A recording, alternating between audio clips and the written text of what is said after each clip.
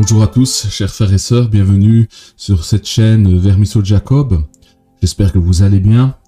Alors, par la foi, nous pouvons aller bien, nous pouvons saisir les grâces et les promesses de Dieu, nous pouvons saisir la faveur de Dieu. Alors, ce que je voulais partager avec vous, c'est la politique et la foi. Il y a une articulation avec la politique et la foi. Et si nous ne sommes pas au clair avec cela, on risque d'avoir des problèmes parce que on va chercher des solutions alors que on ne peut pas, le monde ne peut pas être sauvé avec la politique. Vous savez, des fois, si nous ne comprenons pas dans quel monde nous sommes, on risque d'avoir des problèmes. Si nous ne jugeons pas notre époque, il faut juger son époque. Il faut avoir un avis sur ce qui se fait. Il faut avoir un avis sur les choses qui sont implémentées dans notre quotidien, l'organisation de notre société, comment les dirigeants voient la famille, ce qu'ils veulent pour nos familles, ce qu'ils veulent pour nos enfants, ce qu'ils veulent pour toi et moi, ce qu'ils veulent mettre dans notre sang. Il faut avoir un avis sur ça. Il faut être conscient. On ne peut pas vivre d'une manière insouciante. Si tu vis d'une manière insouciante ou inconsidérée, tu risques de te faire manipuler, conduire vers des chemins qui ne sont pas les chemins que le Seigneur a tracés. Alors, je vais vous dire clairement, je ne crois pas que un combat politique puisse changer quelque chose dans le cœur de l'homme. La politique organise la société, mais ne change pas les gens, ne les rend pas meilleurs, ne les délivre pas, ne les permet pas à l'homme de s'accomplir. Mais elle offre un cadre où l'accomplissement de l'être et son devenir peut se réaliser. Alors, il faut être honnête. Tout est contraire. Tout s'oppose à ce que tu puisses t'épanouir. Alors, l'épanouissement qu'on veut t'offrir, c'est un épanouissement à travers la société de consommation. Et ça, il faut juger de cela. C'est une rébellion totale et complète à l'égard de notre Seigneur, de notre Dieu. De faire croire que l'homme peut s'accomplir, son être peut se développer à travers la société de consommation. Ça ne marche pas. Assouvir, désir sur désir, envie sur envie, avec des choses que le monde lui propose. Et je vous assure, ce que le monde propose est toujours en opposition avec ce que Dieu veut. En d'autres termes, ce monde va te conduire, si tu suis le mouvement du monde, ce monde est dans une apostasie, c'est-à-dire dans une rébellion à l'égard de Dieu. Donc, je te conjure, tu dois juger ton époque et ce qui se fait. Parce que 1 Corinthiens 2,15 dit « L'homme spirituel, au contraire, juge de tout et n'est lui-même jugé par personne. » C'est-à-dire que nous qui sommes spirituels, qu'est-ce que l'homme spirituel? C'est celui qui a reçu le Saint-Esprit. Beaucoup de gens sont des religieux, mais tout religieux, toute personne qui pratique une religion n'est pas un homme normal, n'est pas un homme systématiquement spirituel. Celui qui est spirituel, c'est celui qui est né de nouveau, celui qui était régénéré dans son homme intérieur, dans son esprit, par l'Esprit de Dieu. Et l'Esprit de Dieu, nous ne pouvons le recevoir, l'Esprit d'Adonai Elohim, nous ne pouvons le recevoir que de Jésus-Christ, notre Seigneur, par la foi en son nom, dans sa mort et sa résurrection. C'est la seule manière de recevoir l'Esprit de Dieu. Et avoir l'Esprit de Dieu, c'est une grâce. Comprenez bien, c'est une grâce que Dieu donne à ceux qui croient au nom de Jésus-Christ. Et la Bible dit que nul ne peut venir au Père et reconnaître Adonai Elohim comme Père si il ne fait pas quelque chose pour cela. Dieu est à la source de toute action de conversion. Il en est l'instigateur. C'est une grâce que l'on puisse dire Jésus-Christ est Seigneur. C'est une faveur de Dieu de reconnaître Jésus comme le Seigneur, le chemin, la vérité et la vie, et de pouvoir dire qu'il n'y a de salut en aucun autre nom que ce nom-là. L'homme spirituel, nous qui sommes des hommes et des femmes spirituelles, régénérés dans notre esprit, où il y a une loi d'esprit et de vie qui est en nous. Nous qui avons quelque chose de semblable avec Dieu. Qu'est-ce que nous avons de semblable? Qu'est-ce que nous partageons avec Dieu? C'est la connaissance du bien et du mal. C'est en cela que nous partageons quelque chose avec Dieu. Et une autre chose que nous partageons avec Dieu, c'est son esprit. Et nous avons le fruit du Saint-Esprit qui sont en nous, qui se manifestent. C'est-à-dire, Dieu met sa nature, son caractère en nous pour que nous le portions et qu'il voie sa gloire au travers de nous. Et nous qui sommes donc des hommes spirituels que je viens de définir, nous jugeons de tout. Nous devons juger de tout. Nous devons avoir un avis, une opinion. Nous devons discerner entre le bien et le mal.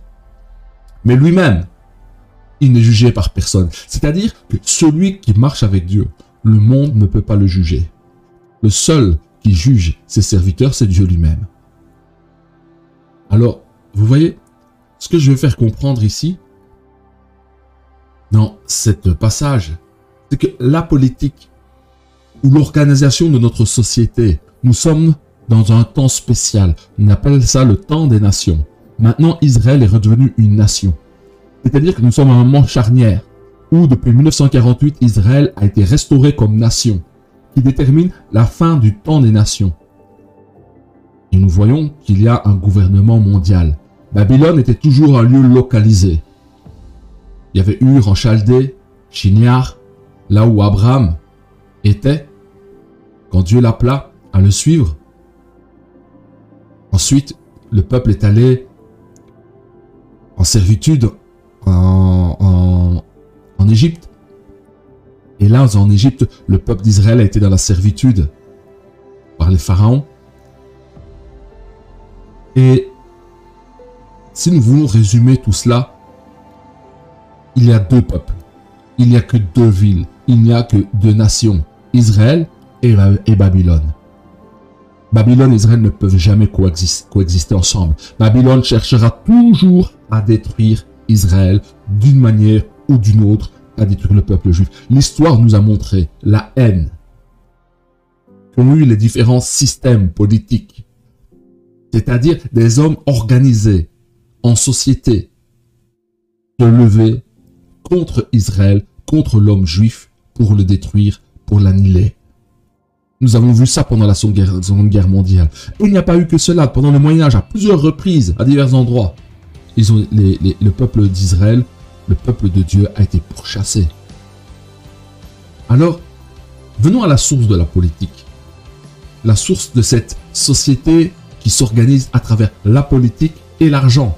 Parce que je vous assure, politique et l'argent, ça peut être renversé. C'est exactement la même chose. Alors, ici dans ce texte que je voulais prendre avec vous,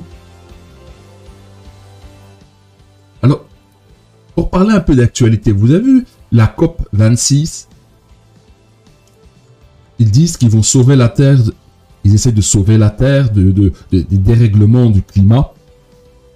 Moi, je vais vous dire ce que la Bible dit. Apocalypse 11, 17. En disant, nous te rendrons grâce, Seigneur Dieu Tout-Puissant, qui est et qui était, de ce que tu as saisi ta grande puissance et pris possession de ton règne. Les nations se sont irritées et ta colère est venue. Et le temps est venu de juger les morts et de récompenser tes serviteurs les prophètes, les saints et ceux qui craignent ton nom, les petits et les grands, et de détruire ceux qui détruisent la terre. Donc, ça, c'est une parole écologique, si on peut dire. Il y a des hommes, des systèmes, des nations qui détruisent la terre et qui en ont que faire. Et il y a des personnes, des hommes, des femmes, à qui ça ne plaît pas de détruire la terre. Dieu jugera ces personnes qui détruisent la terre, qui détruisent l'écosystème, qui détruisent la création dont ils en avaient la gestion. Ils se sont enrichis par la destruction.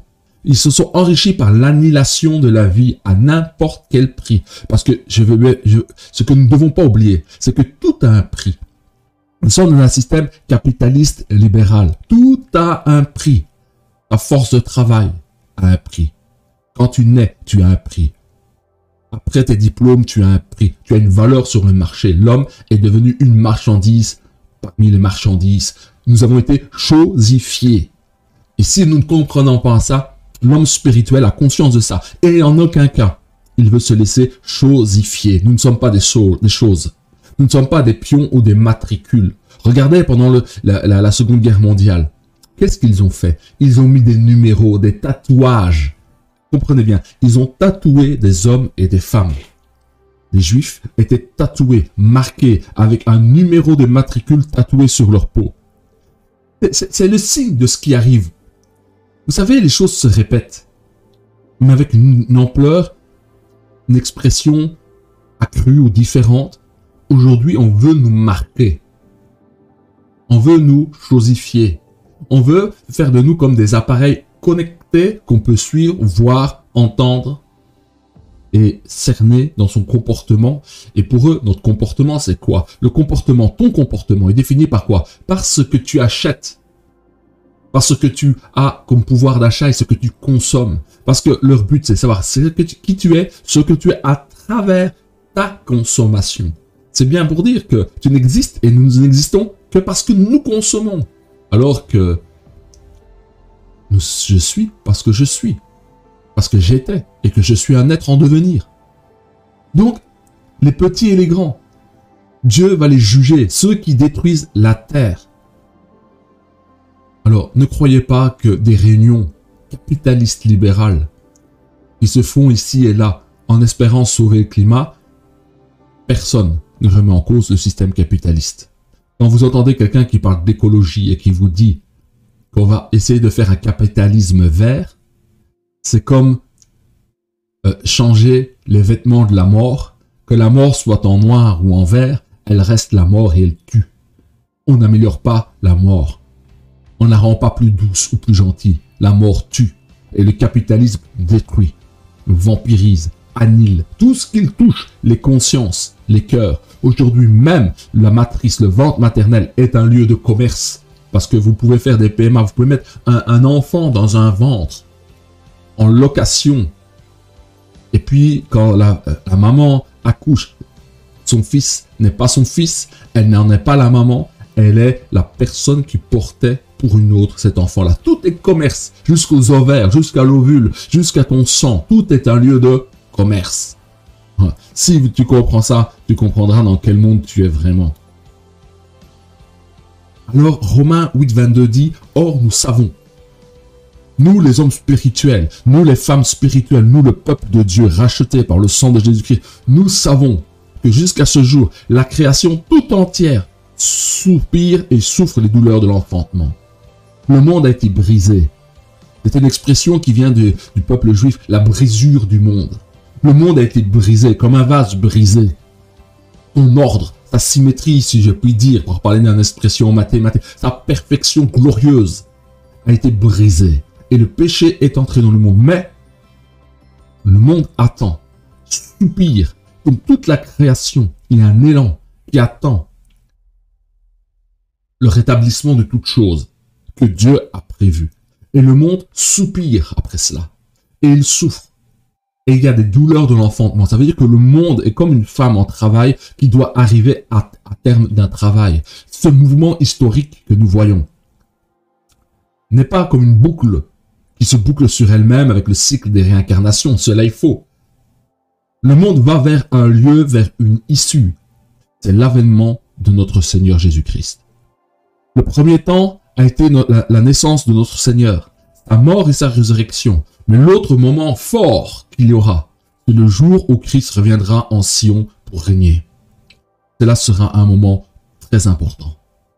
N'oubliez pas, Jésus, quand il reviendra régner sur la terre, c'est à partir de Jérusalem, c'est à partir du trône de David, c'est à partir du peuple juif que Jésus, le Messie, va venir régner. Il ne viendra pas s'asseoir à l'ONU. Il ne viendra pas s'asseoir aux Nations Unies. Vous comprenez? Jésus est un homme juif.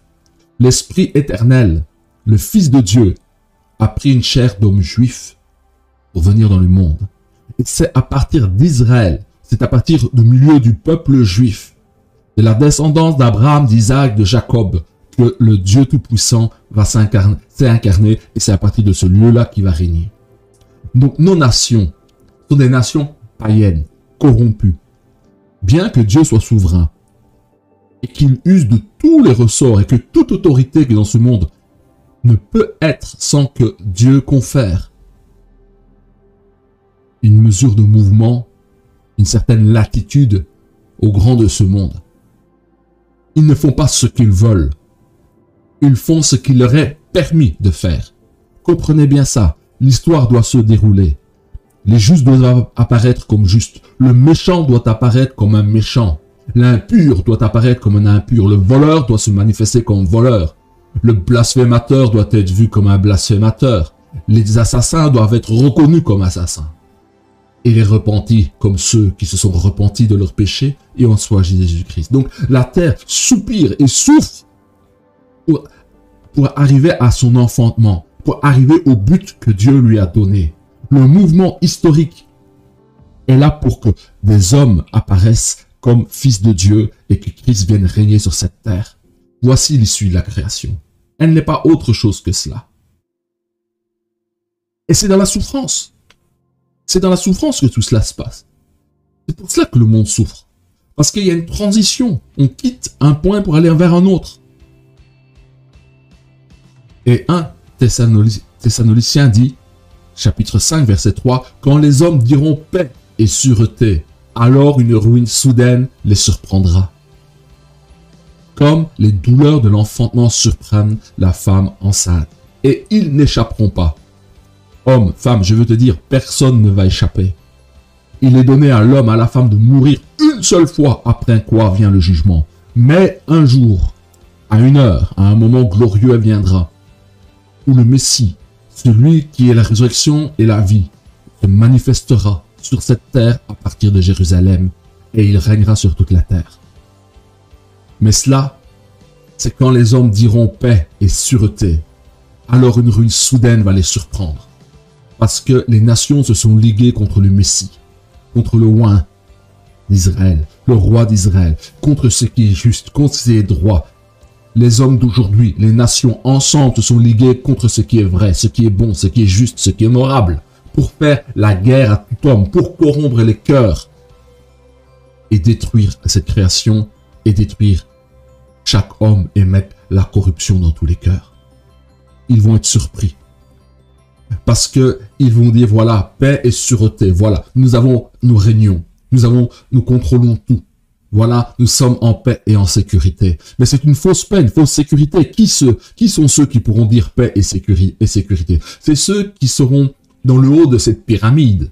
Et je ne dis pas pyramide pour rien. Pourquoi? Parce que eux se seront repus de tout leur luxe.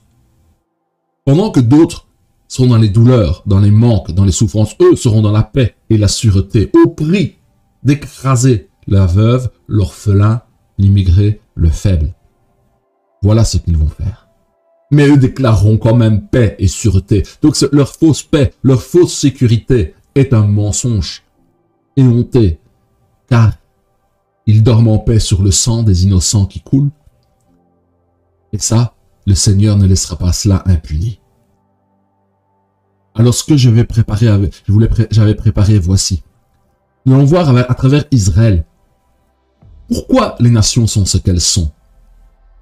Des fois, nous râlons parce que nous payons des taxes, des impôts, parce que le travailleur est exploité à l'extrême sur son travail, parce que vous vouliez ou pas, ceux qui produisent des richesses, c'est celui qui travaille de ses mains. Celui qui est dans un bureau, celui qui est il ne fait que d'organiser le travail qui produit des richesses. Mais en soi, il vit des richesses de ceux qui travaillent. Si tu n'as pas de talent, de compétences, si tu ne réalises rien, tu ne produis rien. Mais les riches vivent du produit d'autres. Alors 1 Samuel 8, 6, lisons ce texte. Samuel vit avec des plaisirs qu'il disait. Donc le peuple d'Israël a dit, il s'adressait à Samuel, donne-nous un roi pour nous juger.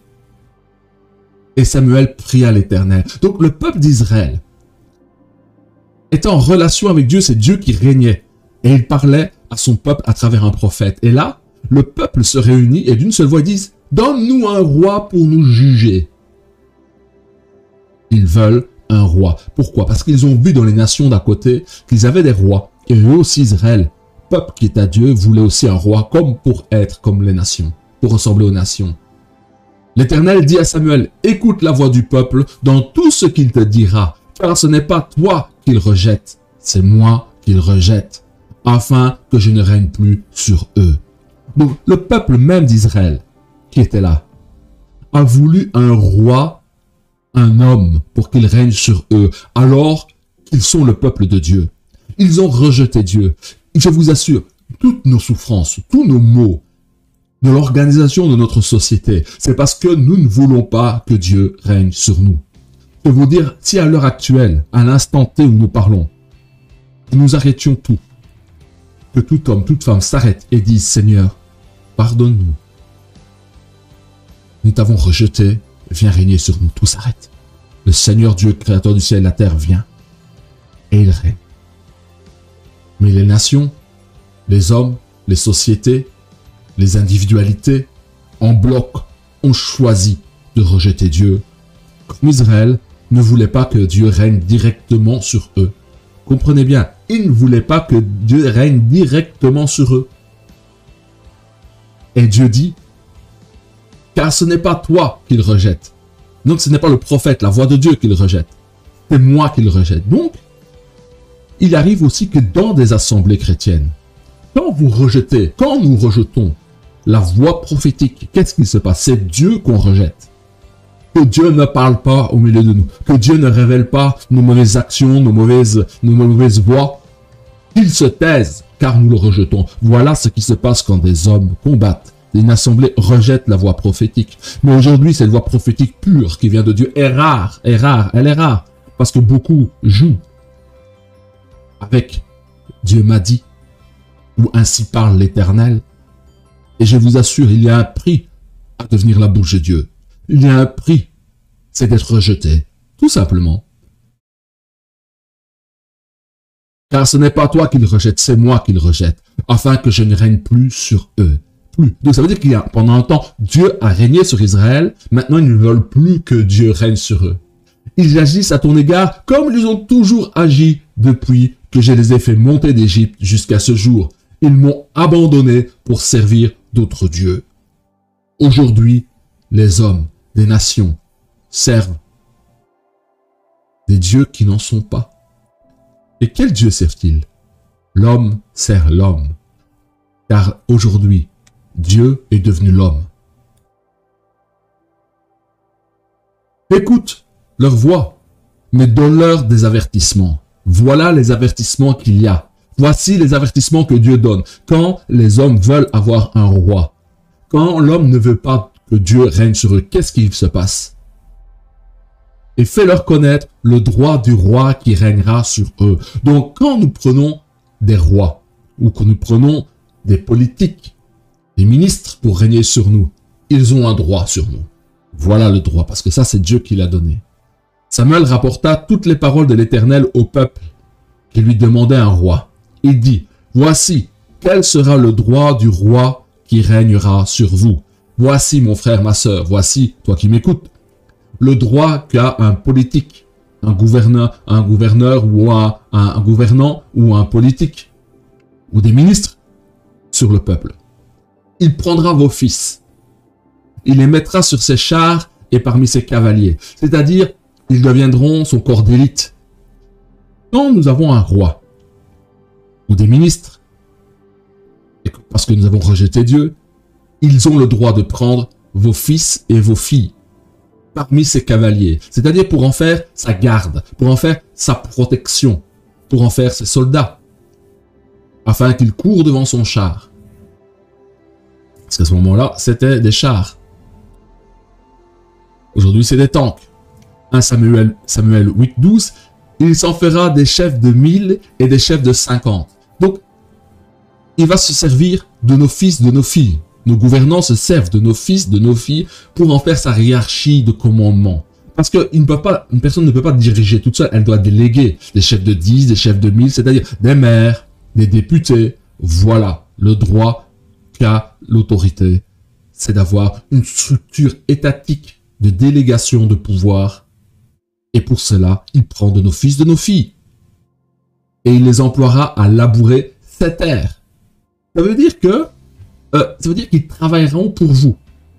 Parce qu'à ce moment-là, c'était agricole. Les gens travaillaient de leur champ, leur subsistance, et il y avait une part qui revenait au roi. Aujourd'hui, sur tout notre travail, les rois, les gouvernants, nos politiques ont le droit de prendre sur tout notre travail une partie de notre argent, de nos salaires, de la production de richesses que nous produisons et que nous mesurons en argent. Ils ont le droit à récolter ces moissons, à fabriquer ces armes de guerre et l'attirail de ces chars.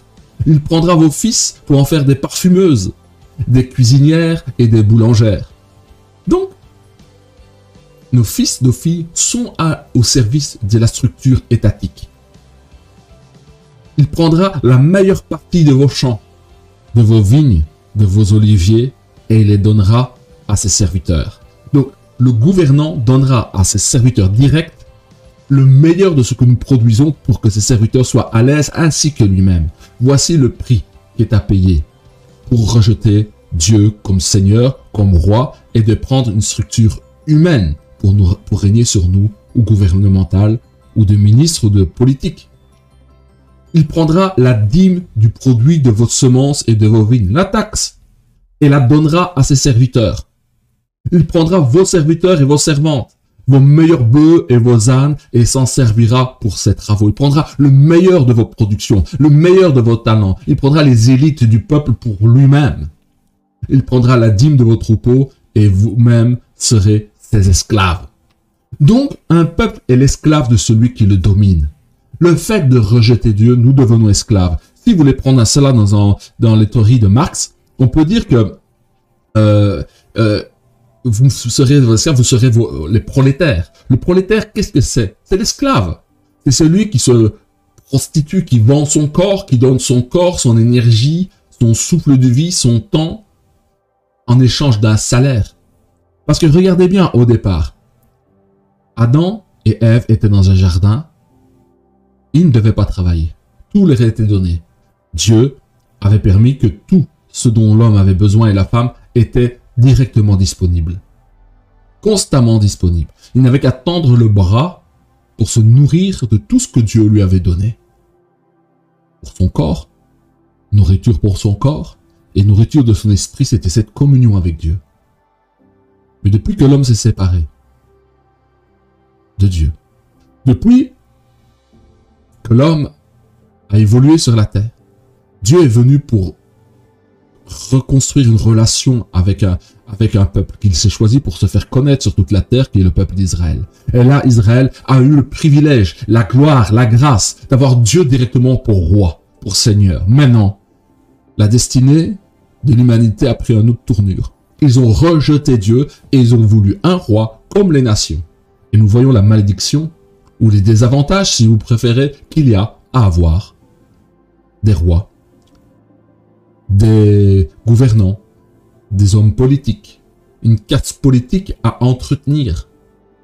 Ça fait des hommes esclaves qui travaillent pour les serviteurs et les servantes de ce mouvement, de cette structure politique, gouvernementale ou royale. Et avançons encore. Et alors, vous crierez contre votre roi. Voilà. Aujourd'hui, qui ne crie pas contre Macron? Qui ne crie pas contre son gouvernement? Qui ne crie pas contre les lois, les chefs d'État, les gouverneurs ou les gouvernants? C'est cela qui arrive. Dieu l'a prophétisé. L'homme finira toujours par crier contre celui qui fait de lui son esclave ou qui fait de l'homme un prolétaire, une marchandise. Et alors vous crierez contre votre roi, vous crierez contre votre premier ministre, vous crierez contre votre gouvernement. Et vous serez choisis. La démocratie est déjà citée là, parce que nous les avons choisis, nous choisissons nos rois, nous choisissons nos maîtres par le vote. Mais l'Éternel ne vous exaucera point. Donc il y a des requêtes, des choses que nous voudrons, que Israël voudrait que leur roi fasse. Parce que c'était peut-être récent de payer les dîmes, de payer ceci, de fournir ses enfants, ses filles pour le service du roi. Mais l'Éternel dit, il ne vous exaucera point dans vos requêtes contre le roi ou contre votre gouvernement. Le peuple refusa d'écouter la voix de Samuel. Non, dirent-ils, mais il y aura un roi sur nous. Le peuple veut des maîtres. et ne veut pas de Dieu comme son maître. Et nous aussi, nous serons comme toutes les nations. Israël a voulu être comme toutes les nations, alors qu'Israël était à part. Le prophète était là pour les mettre en garde, mais ils ont quand même rejeté l'Éternel et la voix prophétique, et ils ont voulu ressembler aux nations. Perverses, perverties et païennes, sans Dieu, sans foi, ni loi. Israël a voulu leur ressembler. Notre roi nous jugera, il marchera à notre tête et conduira nos guerres. Les gouvernements sont source de guerres et de conflits. Et voilà. Vous savez, la Bible est un livre excellent. Elle permet de comprendre la structuration de notre société capitaliste marchande. Elle permet de cerner les conséquences de nos choix. Ce que Israël a fait. Elle avait le choix. Les nations païennes n'avaient pas le choix. Puisque, par essence, elles ont rejeté Dieu. Mais la descendance d'Abraham, d'Isaac et de Jacob, les 12 tribus d'Israël qui étaient, elles ont eu le choix. Elles étaient en relation avec Dieu par le prophète, par les prophètes. Et ils ont eu l'opportunité d'avoir Dieu lui-même pour régner sur eux, mais ils n'ont pas voulu. Ils ont préféré avoir un roi humain qui les rende esclaves. Vous savez, la racine de tous les maux. 1 Timothée 6,10 nous le dit. Car l'amour de l'argent est une racine de tous les maux. Une racine. Est-ce qu'il y en a plusieurs? Il y en a d'autres, oui. Mais elle est une parmi tant d'autres. Mais la principale aujourd'hui. Pour l'argent, ils sont prêts à tout. Ils mentent, ils trichent. Il faut même mentir la science. Comme si le fait de dire science n'était pas une opinion. Comme si on pouvait dire, quand ceci est un fait de science, on devrait abandonner tout raisonnement, toute critique, tout jugement, tout discernement. Mes frères, mes sœurs, hommes, femmes, ne donnez pas votre assentiment à toute chose. Jugez de tout. Mettez tout en doute. Ne mangez pas toutes les nourritures qu'on vous propose, car l'amour de l'argent est une racine de tous les maux. Quand quelqu'un vient pour vous vendre quelque chose, c'est parce qu'il gagne à vous vendre quelque chose. Certains sont prêts à vous vendre du poison pour vous tuer à petit feu, comme la cigarette, on va dire. Vous imaginez? Des hommes, des femmes achètent un produit qui est la cigarette, qui est en vente libre, autorisée. On ne cache pas les effets négatifs, mais malgré ça, l'homme achète quand même. Il fume, il détruit sa santé. Et pour détruire sa santé, il paye pour ça. Je ne sais pas si vous... À un moment, il faut discerner. Payer pour avoir des années de vie en moins. Somme toute, on pourrait dire que c'est comme si on donnait du temps de vie.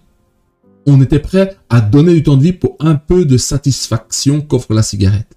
Donc, c'est-à-dire qu'il y a des gens, sur toute une vie de cigarette, ils auront donné de l'argent, enrichi des personnes qui peuvent avoir le luxe de vivre dans les meilleures conditions, et toi, tu t'es appauvri en donnant de ta santé.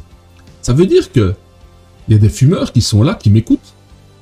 Les fumeurs qui sont autour de vous ne pourront pas voir le mariage de leur enfant, ne pourront pas assister à la naissance de leur petit enfant parce que les conséquences d'avoir fumé la cigarette leur donneront le cancer et ils en mourront.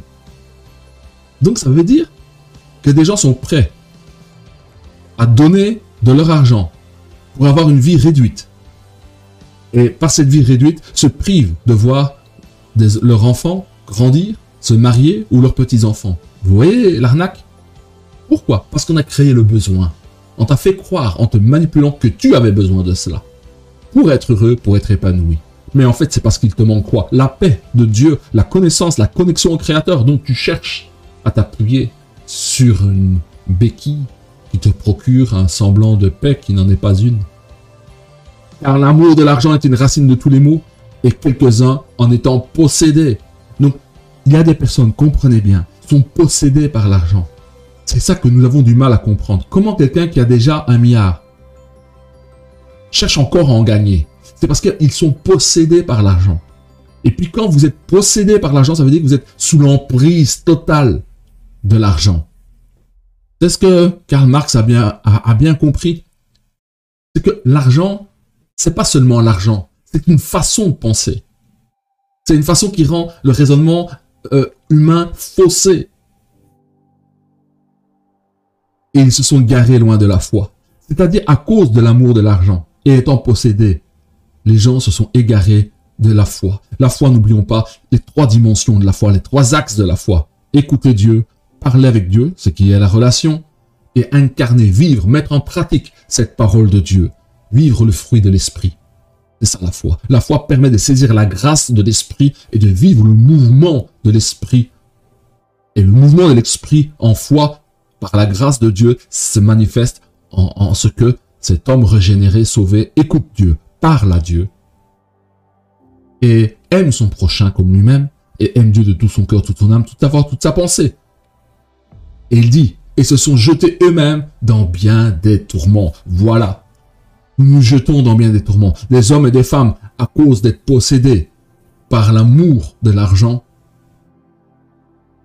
se sont jetés dans des tourments. Vous savez, nous savons, nous, dans le monde chrétien, on appelle l'argent mammon. C'est un dieu. C'est-à-dire quoi, un dieu? C'est une idole. Une idole, c'est quoi? C'est du néant. C'est du vide. C'est du rien.